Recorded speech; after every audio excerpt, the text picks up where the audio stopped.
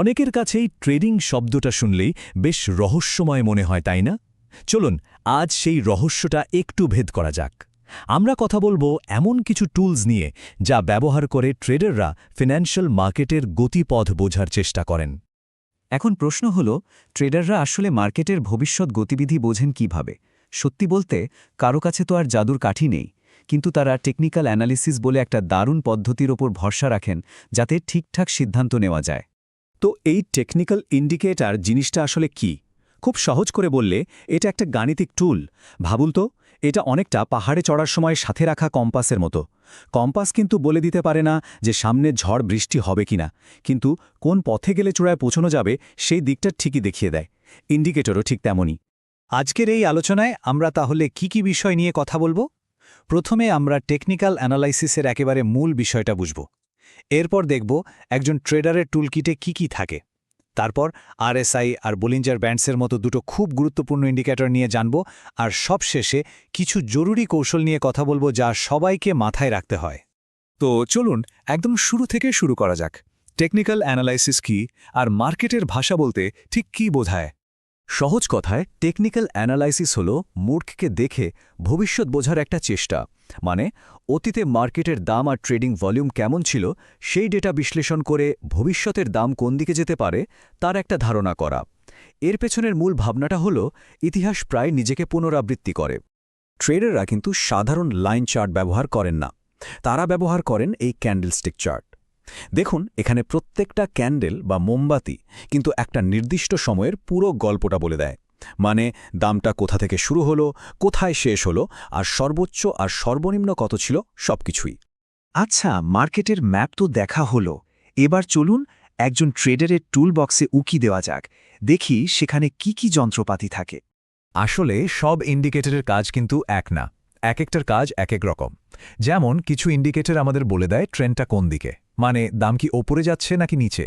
কিছু ইন্ডিকেটর আবার প্রাইস মুভমেন্টের জোর বা মোমেন্টামটা মেপে দেখে। আর কিছু ইন্ডিকেটর মার্কেটের অস্থিরতা মানে ভলিটিলিটি বুঝতে সাহায্য করে। এখানে একটা খুব গুরুত্বপূর্ণ ভাগ আছে। ইন্ডিকেটর মূলত দুই ধরনের হয়, লিডিং আর ল্যাগিং। লিডিং ইন্ডিকেটরগুলো নাম শুনেই বোঝা যাচ্ছে আগে থেকে সিগন্যাল দেওয়ার চেষ্টা করে, মানে ভবিষ্যতে কি হতে পারে তার একটা পূর্বাভাস দেয়। অন্যদিকে ল্যাগিং ইন্ডিকেটরগুলো একটু দেরিতে কাজ করে। এরা মার্কেটে কোনো ট্রেন্ড শুরু হওয়ার পর সেটাকে নিশ্চিত করে। একটা হলো প্রোঅ্যাক্টিভ, অন্যটা রিঅ্যাক্টিভ। তাহলে চলুন আমাদের প্রথম টুলটা হাতে কলমে দেখে নিই। এর নাম রিলেটিভ স্ট্রেংথ ইন্ডেক্স বা সংক্ষেপে আরএসআই। এটা একটা লিডিং ইন্ডিকেটর, আর এটা দিয়ে মার্কেটের মোমেন্টাম বা গতি মাপা হয়। এই আরএসআই ইন্ডিকেটরটা একটা অসিলেটর, মানে এটা 0 থেকে 100 একটা স্কেলের মধ্যে ওঠানামা করে। এর মূল কাজ হল দামের গতি আর পরিবর্তন মেপে বের করা যে কোনো অ্যাসেট ওভারবট হয়ে গেছে নাকি ওভারসোল্ড।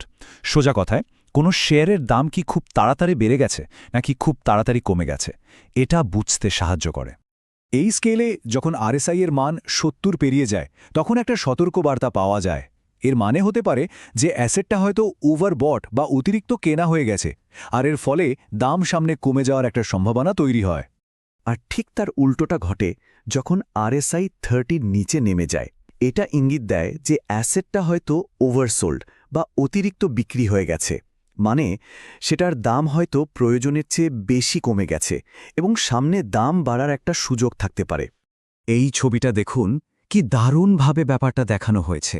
মূল প্রাইস চার্টের ঠিক নিচেই থাকে এই আরএসআই ইন্ডিকেটর, আর খেয়াল করে দেখুন কিভাবে এর লাইনটা 70 আর 30 দাগ পার করছে।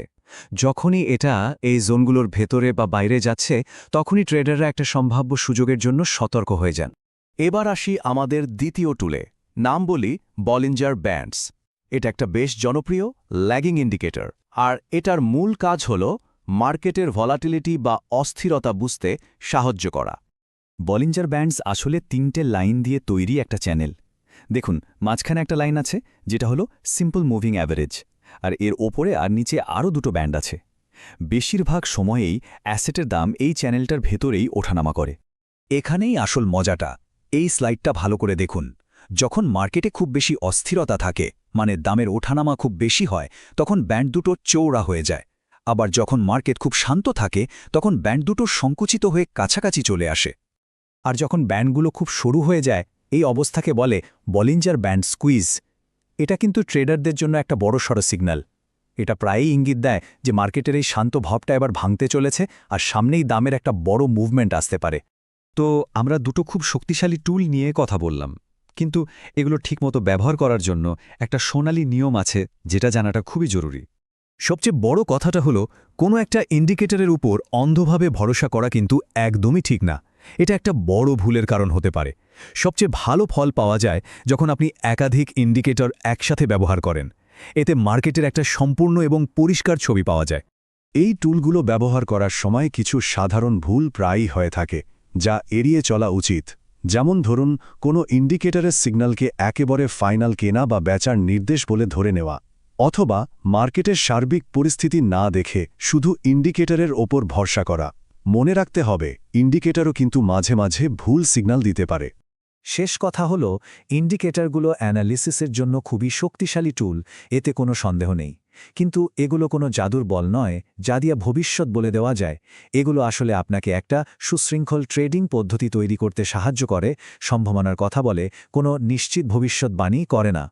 তাহলে ভাবার বিষয় এটাই, এই ইন্ডিকেটরগুলো কি মার্কেটের ভবিষ্যতের কোনো ম্যাপ, নাকি এগুলো কেবল তার অতীতের একটা প্রতিচ্ছবি? টেকনিক্যাল অ্যানালাইসিসের জগতে যত গভীরে যাবেন এই প্রশ্নটা ততই গুরুত্বপূর্ণ হয়ে উঠবে।